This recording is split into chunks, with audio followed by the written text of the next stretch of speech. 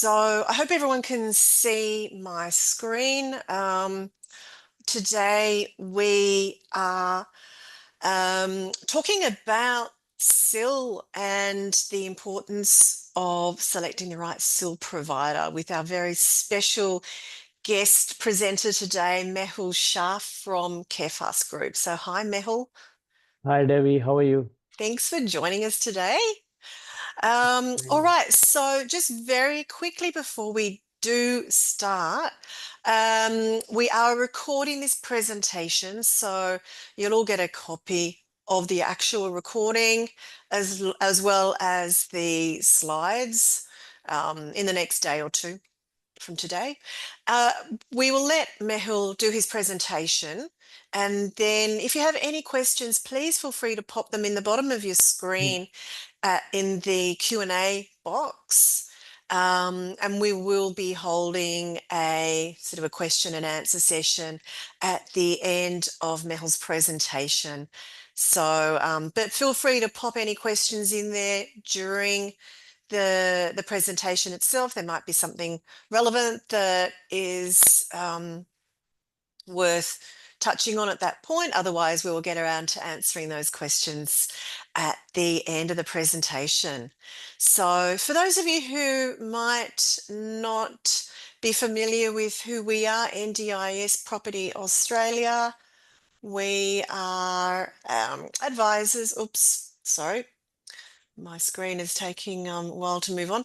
We're advisors and consultants in the SDA world. We are based in Brisbane, but we work Australia-wide. We are doing a lot of work in Melbourne at the moment with Mehul, actually, who has actually joined our team as a provider consultant, which is very exciting. Um, we have a few different services that we're offering now, a fee for service where we just provide consultation work to people wanting to do SDA developments and want to find out where they should do their developments or whether the location they have is suitable. Also what to build, what they should not be building. So if you've got any inclination in getting more information about that. If you are looking to do a project, then please do reach out to us. We also do short-term accommodation and respite. We have a recently offered also participant procurement service for people who might have an SDA home that they are struggling to actually engage a provider or find tenants for. And of course, if you want to know anything about the SDA world, do jump onto our SDA housing podcast, wherever you get your podcasts, with a lot of episodes there with different topics, different subjects, all within the SDA and NDIS world. So that is pretty much who we are. But now I want to actually introduce Mehul, who is the director of Carefast, based in Melbourne. And Mehul, you are very much involved in the SDA world as well, in terms of running SDA properties, developing SDA properties, but running many, looking after many clients, I should say, both in and out of SDA properties. So you're well versed on how the two, the SIL and the SDA worlds come together. So obviously you're going to be running us through your world today and how all that works. So I'm going to hand over to you. And yeah, looking forward to Thank, hearing what you got to say. yeah, thanks, Dev. Debbie and everyone, I think that we always work very closely with the NDIS Property Australia, and many of the investors have been assisting. But this is a perfect time where we are in Melbourne, right between the like a cup week and cup days tomorrow. So today almost people are not working, but many investors, when I definitely think about my investment when we have some downtime from day-to-day job. I think today we are going to focus, as the title suggests, about the SIL and the importance of SIL with SDA, and we will get you through I think there are a little bit information to absorb, and that's why we always share those information. I don't like to follow the PowerPoint slide by slide, but I will try my best. But I will be focusing more on the realistic stuff today, rather than academic or rather than too much, jargons, industry jargon, I call. So we have really made this tailored for the investors, which is important. So to start with, obviously we have Carefast Group, which was formed 4 years ago, and before that, obviously we had our property portfolio, which I will walk you through the journey that how naturally I fall into this space, which was obviously not planned, but now that's pretty much my and Carefast family's livelihood. So to start with, obviously, we have we are a registered provider. We started our journey just from the property development, and I'm acting as an investor like you guys. And then I had 20 years of experience of doing property development, mainly into knockdown, rebuild, my own projects. So I was never working for any clients or anything, but that was just doing 2 or 3 projects in a reasonably good suburbs of Melbourne for last 20 years. And then I myself decided 4 or 5 years ago that let's diversify into NDIS investment. And at the same time, my past working background for 15 years, I work in a life insurance industry where I learned about the compliance and processes and recruitment and compassion, the risk. I'm also a non-practicing financial advisor. So all in all, pretty much if I look back of my 25 years of experience, I just fall into an industry which I had to use all the skills I have acquired over the years, and then obviously learning the framework of NDIS and learning how the insurance scheme works, and especially government funded insurance scheme works, and then keeping the focus on two key people, I believe, in the value supply chain. One is the investors who are actually putting their livelihood, their all financial goals, their dreams, hard work. And the other part is that who are the enabling for? That is our disabled community. So people with disability really appreciate that what's been offered to them through a private sector, through semi-government sector, funded by a wonderful scheme, which is we known as NDIS. So that's the overview of how I fall into it. I'm doing as Debbie mentioned that I'm doing my own projects. I'm also doing consultancy for investors at any stage of their journey. That is something which we like. And we have, first, I always like to get my hands dirty, first 100% understand what I'm doing before I open my mouth and I talk with someone. I also don't do that for living, or that is not my like a full-fledged consulting business. I wish I have that time, but maybe 10 years down the track to do that.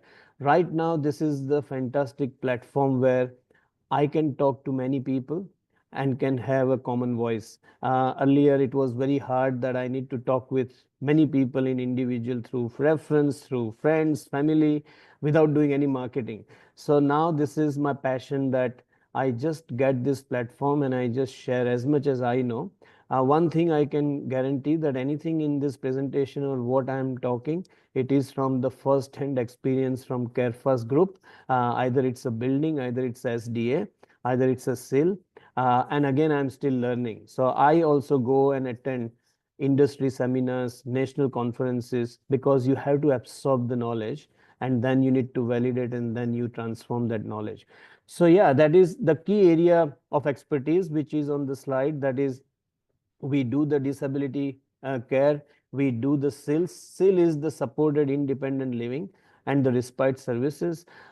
We have accessible accommodation and housing solutions. So again, I put my 70% of my own property portfolio, I converted into a non-SDA respite. That's how I started, before even putting the new houses and putting all the eggs into one basket for myself. to understand that how the entire transition work from the participant point of view, how these houses are going to be filled, and what that journey looks like when people are going to finally move into those houses. So that's where I think it really helped us by having a non-SDA accommodation. I changed so many bathrooms, renovated bathrooms, and put the ramps into my properties where it was possible. And luckily, I had many properties in the inner north and inner southeast of Melbourne uh, in the hospital catchment area. When I bought 10, 15 years ago, I never thought about it. But yeah, that is where I learned that my first couple of years was just learning through that journey before building my own SDA. And obviously the property development, SDA built, and tenancy matching. Tenancy matching is a fancy name, but it's basically what we are saying is that finding the participant, suitability of the participant, suitability of the disability, and then getting them for a safe and secure environment under SDA properties, which we will cover later in the presentation. And obviously the community engagement and disability advocacy, because this is the industry where I always tell investors that money can be a byproduct, but your heart should be into the community space. That this is little bit different than our normal investment where you are miles away from what's happening. I think we all should be proud that we are not only making a good rental income, but we are making a big difference in the community. So that disability advocacy and the community engagement is the key thing I do, no matter how busy I am. The moment I lose that touch, all this becomes the bricks and concrete and cements. So I think that's very important reminder for myself that that's the most important part of the puzzle. So from the next slide, what we want to discuss is about the two most important parts of NDIS investments. So one is the SDA build and SDA management, which most of the people start working from that, and sometimes only focus is in there, while NDIS participants and SIL management. So I always say that the first one is more about the asset creation, and the second one is the cash flow management, literally from the investment point of view, because your SIL management and the NDIS participants, they are going to bring that cash flow why you have invested into this SDA program. So I think from what I have been talking with many investors, and I have met them at many part of the many various stages of their journey, and 80% of the time I see that the mistakes have been done where too much focus was on the SDA build and the SDA management. And usually also that is very natural because the introduction may have happened either from someone with the real estate background or someone who has accounting background or self-managed super fund background. I see myself as well one of you at the time many years ago. So I think that's where the one mistake I always say that understand the full cycle upfront rather than just being stuck halfway. And yes, it is our focus is on the cost, on the loan, on the ratio, how much I can afford it. And the focus is not really what will happen after the house has been built or how much one feature in the house will make a big difference compared to other competitor in the area and things like that. So I think that is what also we are going to discuss today. And investors often miss out the importance of understanding how actually SIL works. And obviously, as an investor, you don't need to know the operational side of it, but you definitely need to know the framework, which we are going to touch base a little bit. So at least you know the right questions to ask, you have that confidence, and you know that what you are paying for what future benefit. So you need the short term investment, long term investment, and that's where you decide that including that little fire sprinkler, what value that will add in long term. Or for example, when someone is saying that you should not make a 25 square house in a home and land package with the three HPS, high physical support people. In real life, we see that because imagine in the small footprint, if you can't move the wheelchair, uh, all those numbers looks pretty on the Excel spreadsheet. So these are the type of things I talk because my right hand sees in my service and operations area, and my left hand sees on my sites and talking with you like that with the investors and builders and NDIS assessors, you name it, the whole industry which we talk with. So the full picture is very important. So and that's what we are going to discuss, that how we navigate both SDA and SIL efficiently. And today's focus is on SIL, but it is always important to know what SDA is and then what SIL is, that we will learn straight after that. So from the role of the SDA provider, at very quickly to give you the understanding that SDA provider, they are like a project manager. They are very important role, but it is also important that what is the knowledge of SDA provider as well. Because if you rely upon only SDA provider, then you are relying upon them to also set up your team, and that team who is been set up is very important, that you have your say and you are not basically handcuffed without knowing or knowingly, because some investors I meet and say, oh, I went with this person because it was so easy and it was, I don't need to do anything. And I often smile and say there is nothing called easy to get the best return from investment. We all work hard to make that money, and we need to work twice harder to protect that money and to get the best outcome. That's I strongly believe. So I think that education is important. There is nothing that, yes, trust is a great thing and many great people in the industry, but your scenario or your situation is totally, you know better than anyone else. So I think SDA provider also prepares those contractual agreements between the investor, an SDA provider with the SIL provider, SDA provider and NDIS participant. But obviously, I have not put the SIL agreement. Even SIL providers put lots of agreements. The SIL provider with the participants and the entire management of those legal, both tenancy and the service contracts. Relationship management with about three parties.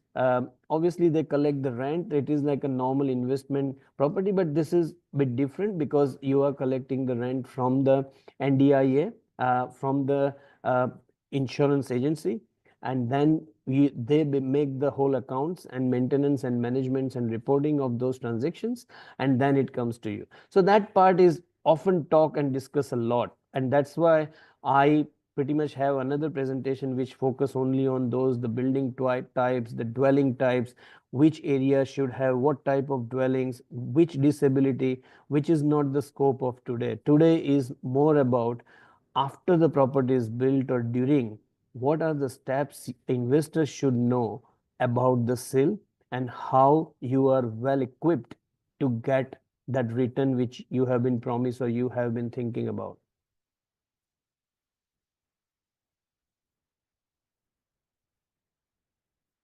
So from the SIL participants, placements and services point of view, I think that now we are basically going into the SIL territory. Until now, I had given the overview, the background, where the focus lies and what is the importance. And now we are going into the SIL participants, placements and services. So often people or investors directly can talk with the SIL providers. They can also talk with the SDA providers. Sometimes they are both, SIL and SDA. That's another thing I will also update, that there is lots of talk right now, lots of changes are happening with NDIS. When people say, oh, so you are SIL provider and you are SDA provider, what about the conflict of interest? Why you want to provide both services? And again, I just smile because it's the information, but without any practical approach to that. So what the new legislation or the new discussions are in place, where NDIS is recommending that one person should not provide both the services where possible, and because it creates the conflict of interest, it is focusing more on the participants or the disability community, because they often feel that I don't have a control if my housing provider and my service provider are the same people, which is quite true. At the same time, you can declare the conflict of interest and you can ask if that sometimes people like to have it because they trust that person and they say, no, I'm happy to do with this. But my point is that if you are not providing two services to one person, you are still okay to have both the registration or both the service offerings. And quite often we have even separated that because in completely two different brands. But in general, to have that knowledge under one roof is very important. So if I'm appointed as a SIL provider, and if someone else is the SDA provider, the relationship would be much stronger because we would be really helping each other on the gaps of knowledge or the demographic or anything which we have in our experience we often do. For my own investment properties and for my investors, if so many people come to me as a consultant to make sure that we appoint the right SIL provider, because to manage a SIL house is not easy. And yes, you have either a big huge companies, for them it is obviously a number, like apartments, buildings, semi government, state government projects. Then there is a boutique, I call, businesses like ourselves, and then I call hands on approach. So someone who knows from the building, the SDA built, the requirements, and then how the service works, the changes with NDIS, and then how the future looks like. If you have all that knowledge, you don't need to use every day, but it is so important to have that confidence to talk with investors like yourself and giving you the right advice.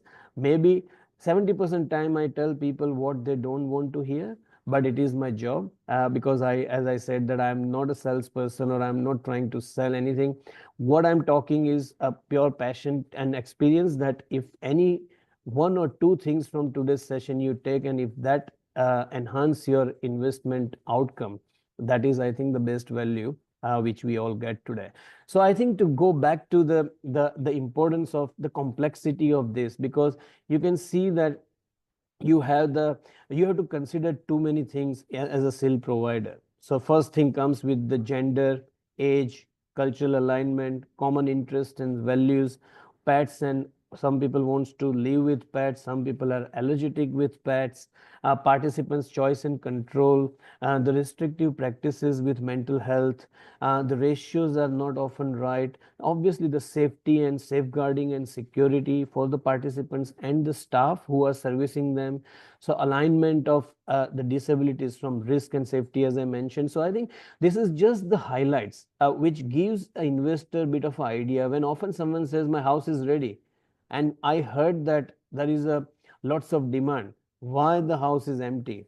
So that is something is important, that you understand the complexity and why we recommend to have plenty of time and not rushing into things, not dealing with the middleman. Because you can see, if you are dealing with the middleman, all these complexities are like every time there is information gap, and then the final results are in dissatisfaction, because you are dealing with the middleman and there is no control of the person who is actually talking, has really the nice communication channel set up between the SDA provider, SIL provider, investors, participants, support coordinators, NDIS, assessors. So all those things are important. But we'll check in the next slide. So the timing, as I mentioned, that from the SDA and SIL collaboration is very, very important. So often SDA providers achieve outcomes through effective collaboration with SIL providers, which we always recommend.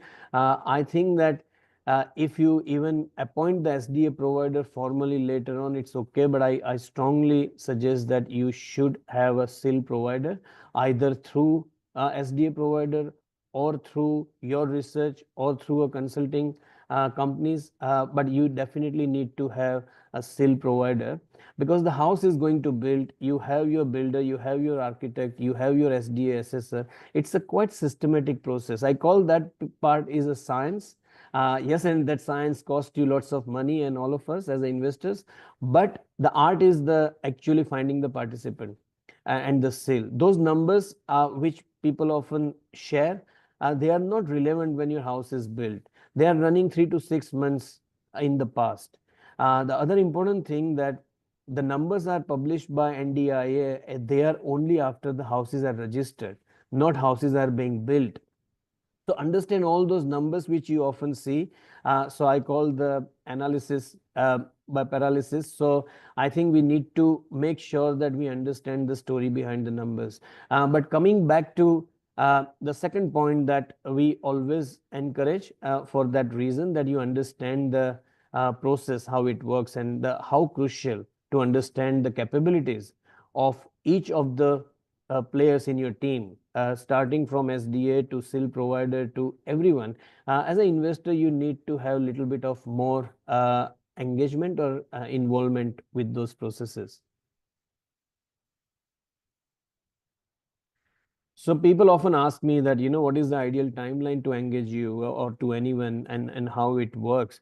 That is not like sometimes it's just the timing, but I always say that different scenarios, different geographic locations, different type of build, the area, everything plays the role. But the general timeline period should be minimum 6 to 9 months when you engage a SIL provider and or SDA provider.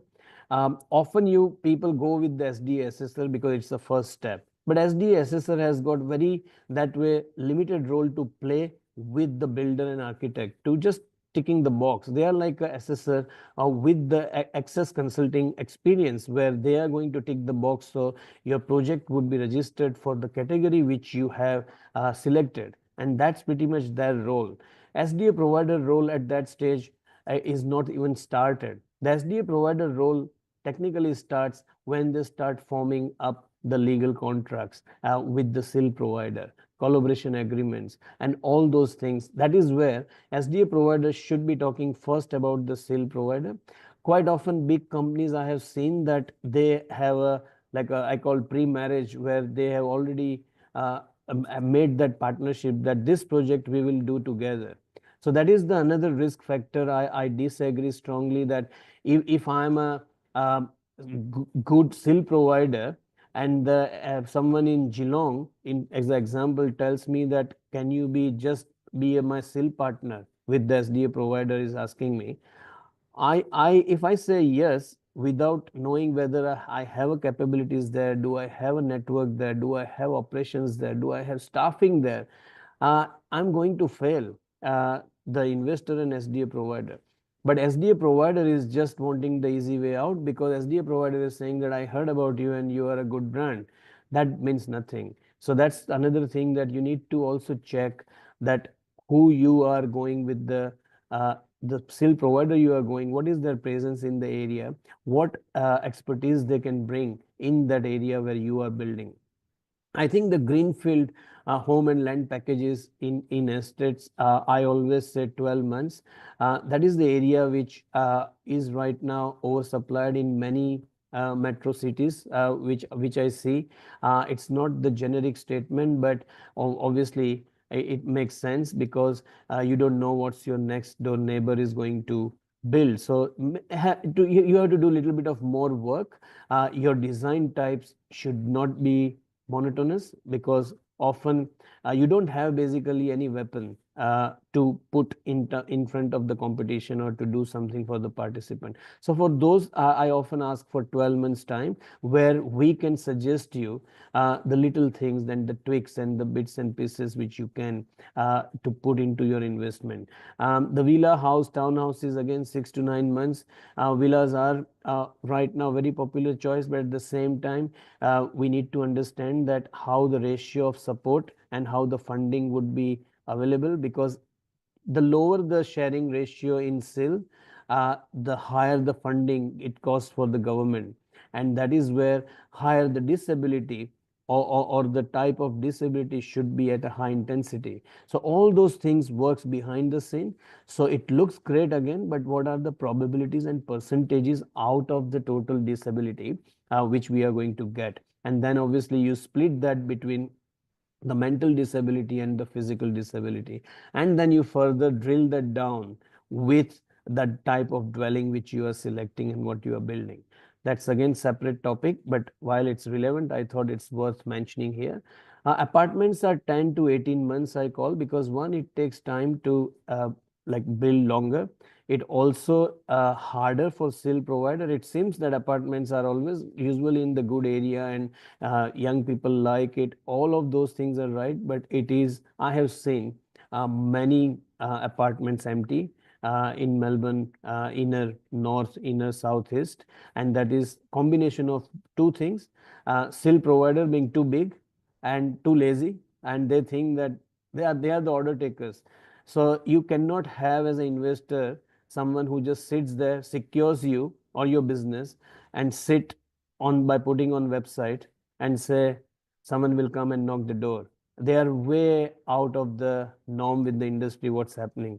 We do other way around. We hardly put anything on the website. We put some of our projects, but my own projects as an investor, but it's nothing. Sometimes by putting so many properties there, investors think that they are a big company, but how I see that for how long they are just there and why it's not moving, and why this person is taking one property here as a SIL provider and then another end of the city or whatever 200 kilometers apart. So all those things are important. So apartments, coming back to apartments, the complexity of apartments on the service ratio, the OOA, the concierge concept which is coming, people wants to also bring their pets.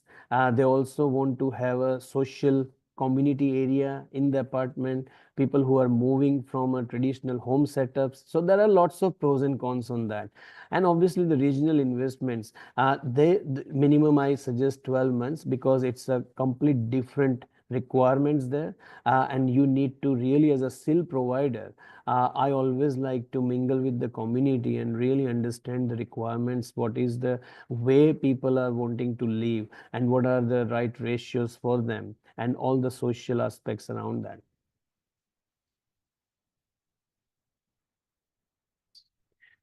So from the key responsibility of the SIL providing, I'm just checking time wise. I think we are doing well. From the this is again literally examples which we do day in day out, and it may be too much operational information. I don't expect investors should learn this, but absolutely investors should know this. So the responsibilities, also people often think that SDA provider charge me whatever the 10-15%, and that should take care of my marketing, this that everything. To be honest, I always believe that the way the fee structure, first of all, NDIS has not set up any fee structure for SDA provider. It has been given lots of responsibilities, and there is no line item for SDA provider. When we call line item, how to invoice to NDIS. SIL provider has a line item and they can charge once the service starts. But SDA provider often get caught out. I've heard in Queensland there is a significant amount of charges have been paid by investors before the actual SDA rental income starts. But whoever ends up doing it, but we need to do a proper marketing, not copy and paste of the plans from another site to another site. That's not marketing. To make a specialized marketing effort for your property, going into the community, putting open days, setting up barbecues, going and engaging with the allied health professionals, occupational therapists, the hospitals, the local crisis accommodations, all those things I call the community management and marketing. And that's often not been done because either there is not enough money or the focus is too much on already investors have spent so much money either on the build or giving commissions to people. But when the actual work needs to enable to find the participants and to really activate the SIL providers, money is often not left. And investors have also not been set that expectations from SDA provider that SIL provider would need some money if you really want them to work with us and do a quality job.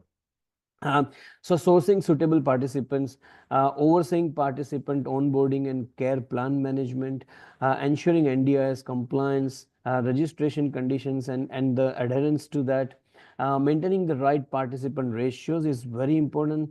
Recently, some changes which has been taken place, which would weed out all the bad practices, the over usage of plan. Right now, until like few months ago, people used to just use extra money from participants plan because they often say we don't have another participant. Those days are gone, so we need to be having a very smart and ethical SIL provider who really looks after all those factors. Because what will happen, you may get the participant, but if the SIL provider, they have utilized the funding, let's say $100 is given for 12 months, they have used in 6 months. Now in the new condition, those 6 months after that, that top up won't be happening.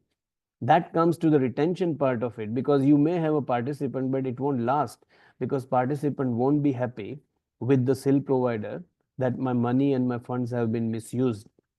Now NDIS is also putting that authority or ownership or onus on the participant as well. So it's not just pointing the fingers, but you also take the engagement and part of it. As a SIL provider, that's why we need to put now all of those items into agreement, and participant needs to sign into a detailed service plan or the care plan which we are putting, not just by service items, but actually the dollar amount. Again, too much information on that, but again, so important for you as investors to understand that just getting a participant is not enough.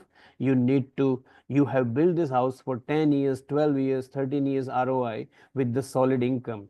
And if it takes little longer, but get the right participant rather than getting a participant. So managing the right participant ratio, that's the part which we discuss. Building and maintaining strong relationships with support coordinators, service providers, which is vital. As I said, that one of our job is to really work with our competitors, the competitors who are having ethical values, and they make sure that our reputation, our brand reputation is not being compromised if we introduce someone, but we manage that part as well. And we make sure that it is not just the introduction, we manage the entire process, and we shortlist the best operators at the best of our knowledge and our own research. um, I think that the returning participant is, I already mentioned, but it really complements the SDA providers. Because imagine, SDA providers won't get their rental income if there is no participant. So both SDA providers and investors are more and more reason to really understand the role of SIL. And I often educate to SDA providers, I often educate to support coordinators, because quite often that the focus is just on accommodation and not on services. So I think that we assist the we interview SIL providers if investors wants us to help. If we are into the area, we only operate in Melbourne. And we only provide the SIL services for the area which we cover. We cover vast 60 to 70% geographic of Melbourne metro area, and we are next year expanding into regional in Victoria. But yeah, we are but well connected with the entire ecosystem of Victoria when it comes to the SEAL and SDA.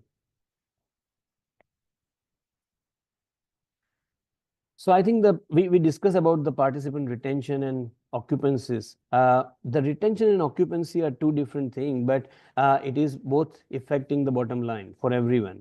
And I think that this is very simple but if effective way of, like, the SIL provider need to build the trust through consistent high quality support with the family members, with the participant, with the allied health professionals. Ensure clear and regular communication, maintain stable occupancy by promptly filing vacancies, which is so important to stay one step ahead of the game. Like, if someone is having a high risk, someone is going back to a hospital for a planned surgery, so all those factors need to be considered. If there is a delay, what will happen with the occupancy? Because it's very hard to have three people on the same day. That way their plan can work smoothly. Also the community engagement and other partnerships which you develop. So it's not only just services, but how you are building the entire outside of the house environment for the participant. If they are not happy with the community, if they are finding too much change if they are not happy with the new service providers they are coming. It's too much change as a human they are going, and we need to really factor all those little things to get the big things right.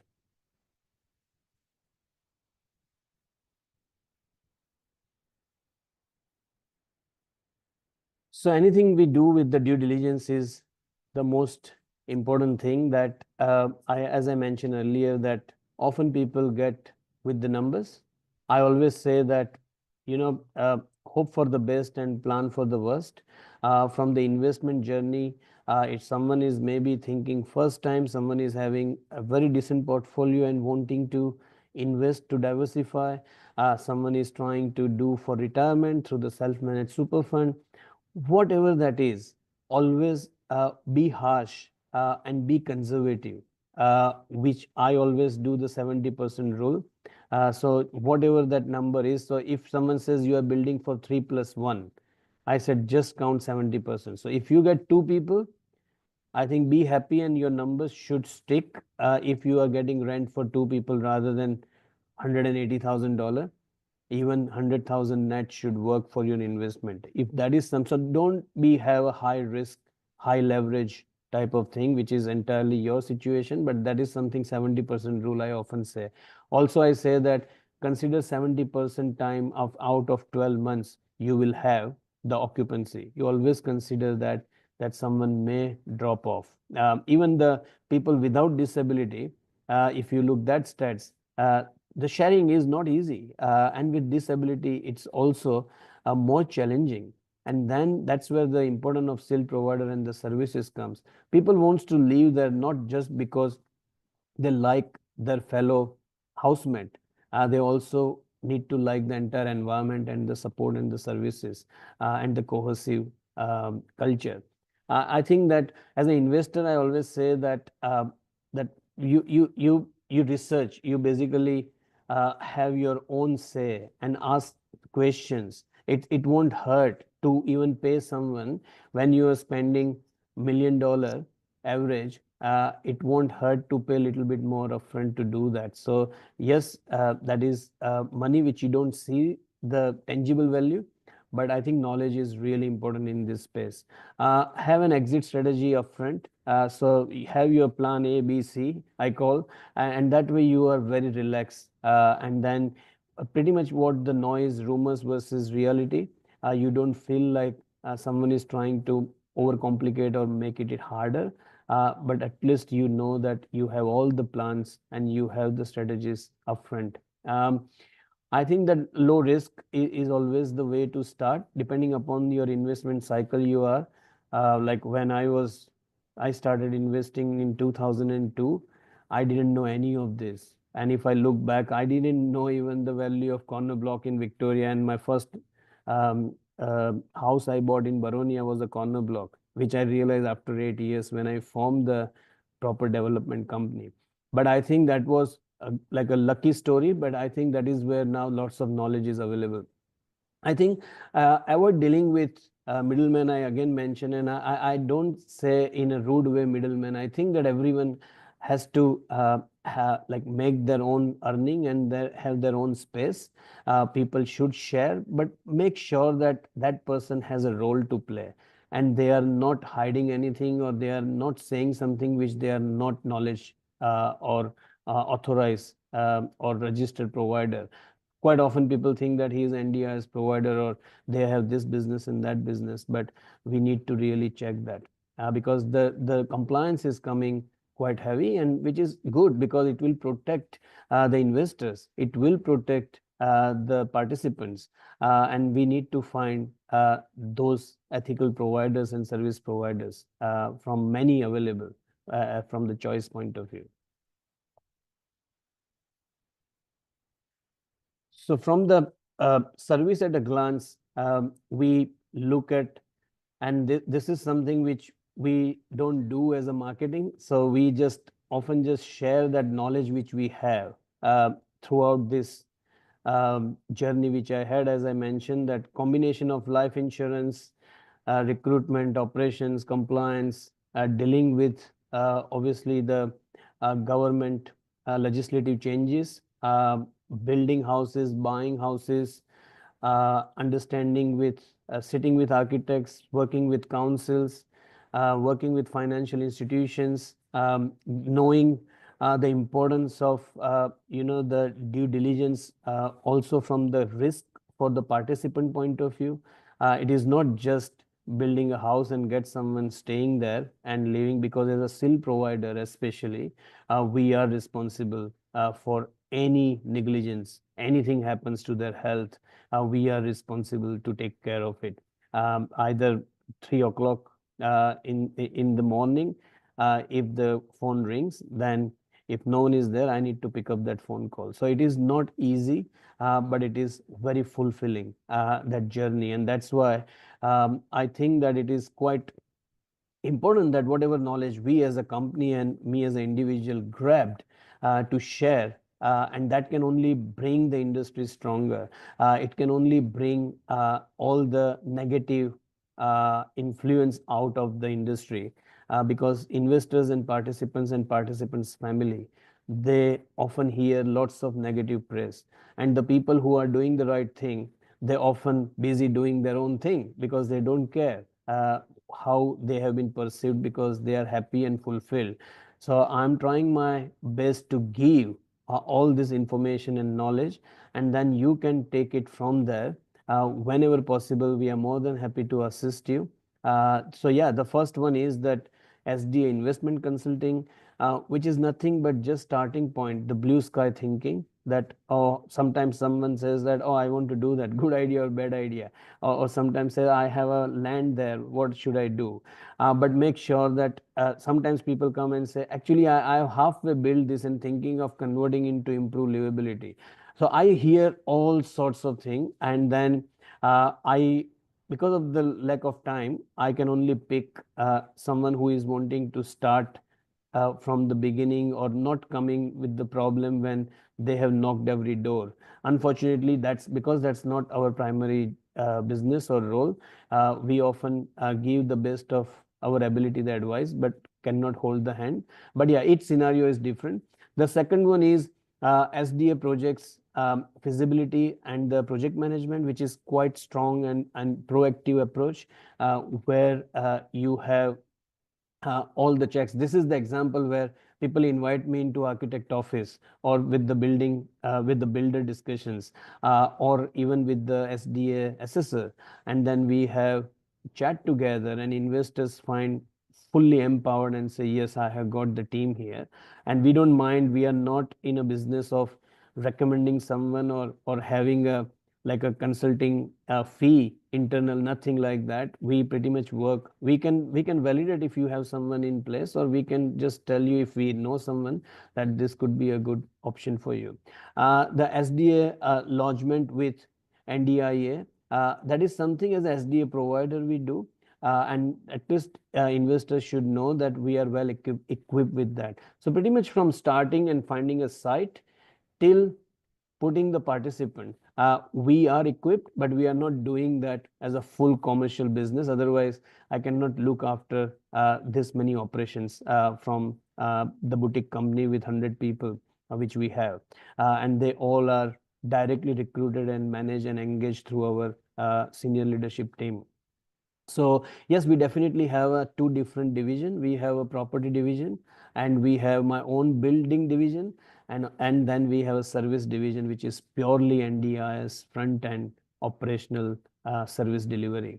That's what we do, and that's why we are quite authentic in terms of what we say. And the industry changes, which again changes every day, but we try to keep on top of it. I think the SIL participants, number four, the SIL participants placements and services, that is the biggest challenges right now. And we just simplify that. We don't overpromise and under deliver. We just give and prepare the investors with the real outcome. And sometimes I often feel sorry, because I'm trying to do my best with the investors, but because some of them had a past bad experience, I often being put on a hot seat and asked 1,000 questions. And I often say that you could have got the best out of my time through asking straight questions rather than asking about my reliability. So I think it's often that we do the research upfront, not with us or anyone, but it is so important that you can get the best outcome from your time. The fifth is the property matching services. This is the services which we offer to the actual industry. So, for example, NDIS, YPIRSC team, or hospitals, or the Summer Foundation, the Housing Hub. So, these are the people who rely upon us for property matching. And we feel, again, being a size of our company, we become specialized into that. So, that's instantly a solution focus. That if we have a property stock, our property matching services team, they can see that, oh, we have 10 properties empty from an investment purpose in a big home and land packages. Let's try to work on a hospital discharge or do a mid-term accommodation or do something like that. So that solution focus is important. And again, the focus is on here the investor and the person who is in the hospital.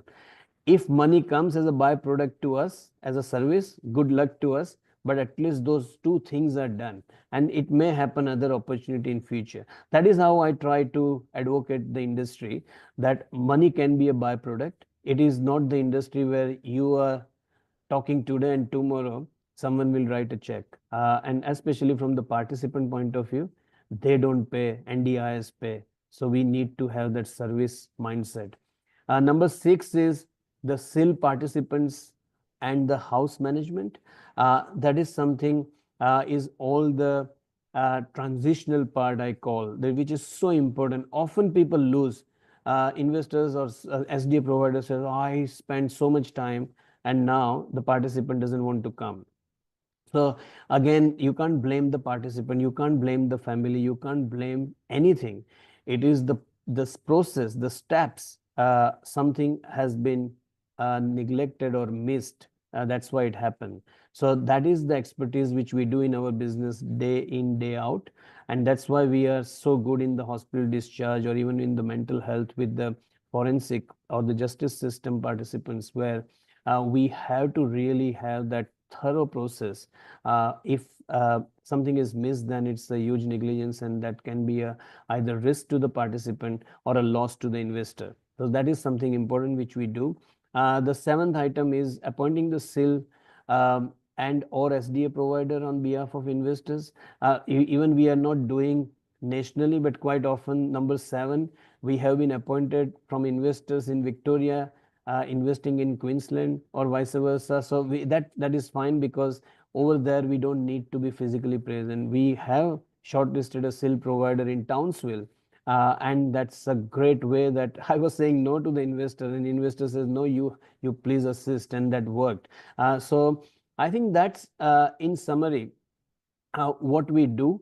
You can check our website. You can reach out through our normal info email, or a landline.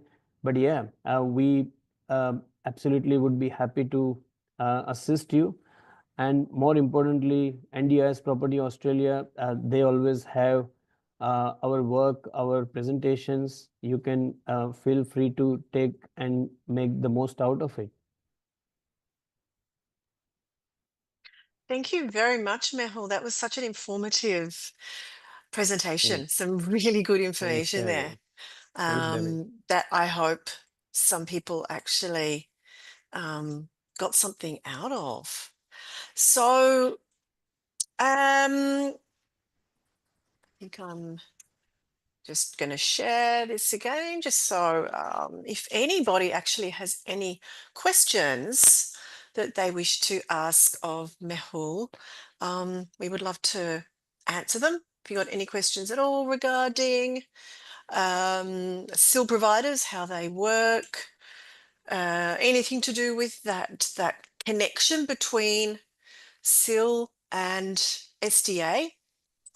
I think I might start with, I would like to know, Mehul, in your particular experience as a SIL provider, Mhm. have you seen much turnover of SDA tenants? This is actually a question that I get quite often. People I guess maybe have the assumption that it's like a normal house tenancy and people will just up and leave after 2 years, which is obviously not the case. Generally, this is going to be their forever home, but of course, we do know that there is some turnover. Yes, I would say that I often see, and also we often see people who wants to moving from existing SDA to another SDA as well. So the turnover is, I think I have seen 50%, which is quite scary, and it will only get better because of the steps which we discussed, that it is easily avoidable, I call it, because Mhm. if you get um, the classic example that someone has been put as a first participant in the house. This is the Mhm. most common category. Mhm. As many of the investors would know that the SIL ratios are like, three people sharing with one OOA, or two people, and 101 is very hard to get. Yes, in apartment, because you may have the overnight assistance shared for multiple people. But coming back to your question, the reason being the gap between the first participant and the second participant.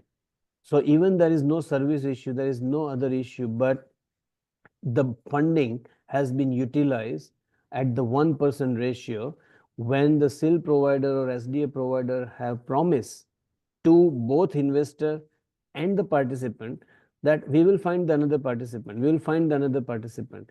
So if you have not mapped out the entire journey upfront and you are taking one step at a time, that's where you get caught out, because the timing is important, and that's where the one participant who is there, they are going to leave because they said you are using my plan, I'm not, or I'm not getting enough services. Then you have a risk of health negligency, the risk of participant being alone. So all those things are starting with the reactive fashion, and investors are staying miles away from, I call this action, and no one is going to tell them that why you lose or you are getting another participant. So really important, as you said, to make sure that you start off with the right team Yes, to get the right tenants in from the outset. yes, and try to get, at least if it's a three people house, and try to get two people minimum, Hmm. by even delaying that first person by a month. And that's what I mean. That don't just prematurely take the first person because you have a pressure of Yeah. getting that started. But Yeah. if you educate the investor and if you really work hard, it would be in a long term, the two participants would be much more sustainable. And to give an idea for investors, that the general rule is, if you have a three people house and two participants are being serviced as in ethical way, it the SIL provider comes as a break even. And then the third participant can only provide them some bottom line profit. So all those things are important, and if you are not going to have that, either you will cut the corners or there is a bad service. Yeah. Yeah.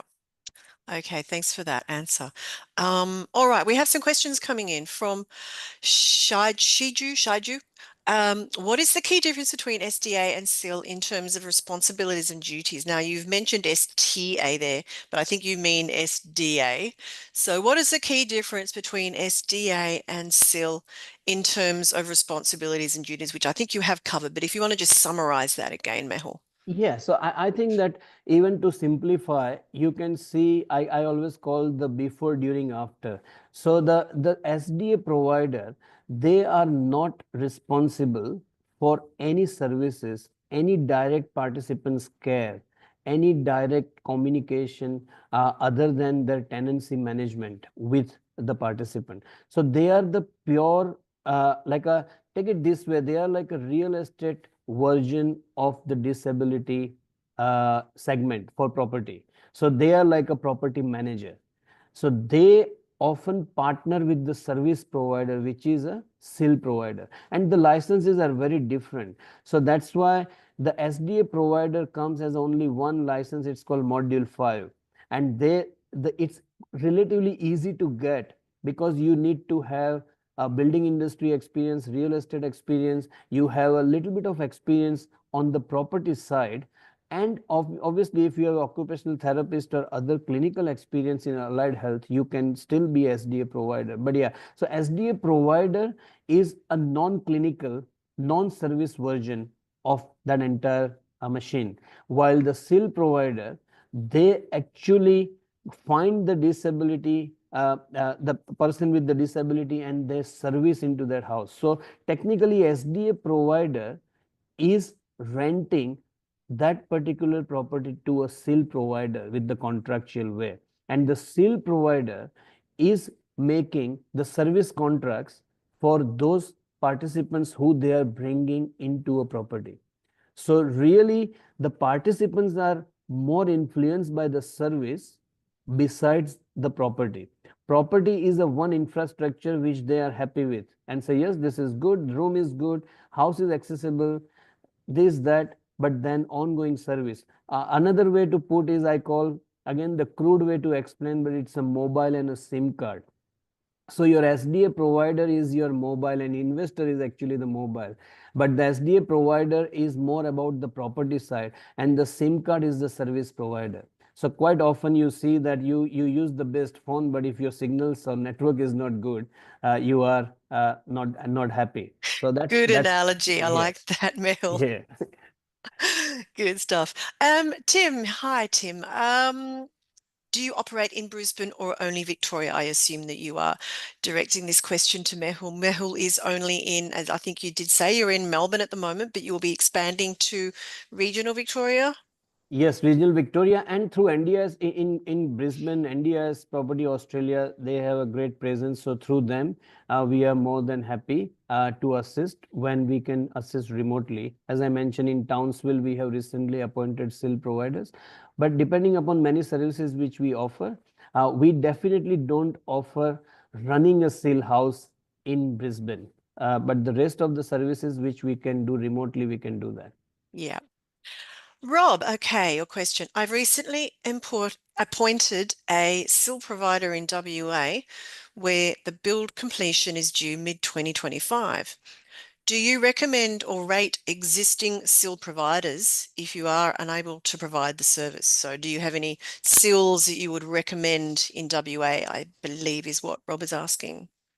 Yeah, so right now we have a couple of SIL providers, but we can take and look at your property. So I will take two, three step back. So rather than just launching into a SIL provider, we will first see the type of your property, type of your investment, what are the factors which you have to consider, and then we can even suggest with the size of the SIL you need, like what type of. Some SIL provider are extremely good in apartments, some are good in the small house setups and things like that. But the short answer is yes, we can assist you in shortlisting, or we can even assist you to guide you to ask the right questions to SIL provider or to join with you, whichever way, without sounding like we are not trusting other professional. Okay, I hope that answered your question, Rob. That Mehul and his team are very much working with us as advisors to assist anyone in the space who needs assistance in whether it's SDA or SIL, understanding and knowledge, and to assist with providers. So that is all the questions we have. I don't know if you wanted to add anything else to your presentation, Mehul. I think you pretty much covered everything about the SIL provider side of things. Yeah, no, I think we covered everything. I wish everyone all the best with their journey or aspiration, or someone who are already embarked that journey. And as we are more than passionate and happy to help with anything which we can assist from our knowledge. Absolutely. Okay, then. Well, I think we'll wrap it up there. Thanks to everyone who jumped in. I know that those of you maybe based in Victoria are maybe having an easy day. You've got the Cup Day tomorrow. But thanks to everyone for jumping on. And remember, you will get a copy of this presentation along with the slides as well, so you can go over that again. Thank you so much, Mehul. And I know Mike was there in the background assisting with this presentation today. Really appreciate you taking the time out to speak with our registrants, our attendees today. and hopefully some of them will be reaching out to you. They'll have more questions Yeah. um, regarding SIL. Absolutely. And thanks for coordinating, organizing, Debbie, as usual. Everything is perfect, no technical problems, sir, and really appreciate. I think that bringing everyone on a one platform. And thanks, Yeah. everyone, and nice meeting you all virtually. Okay, and we'll see you guys all on the next one. Have a great Cool. day. Thanks.